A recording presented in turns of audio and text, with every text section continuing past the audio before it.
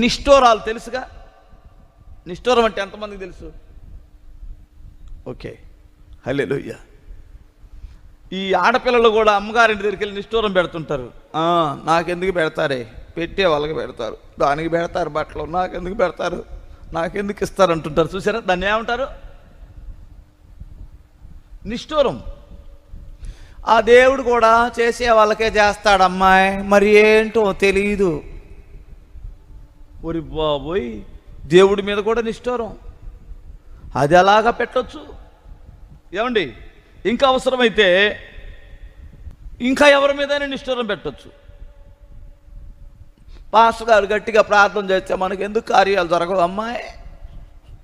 ఎవరి మీద పెడతారు తిరిగి? మా మీద కూడా పెట్టొచ్చు. చేసుకున్నాయే చేసుకుంటాయిలే, ఒకరి కొరకు ఒకళ్ళ ప్రార్థన, మా గురించి ఎందుకు చేస్తారు?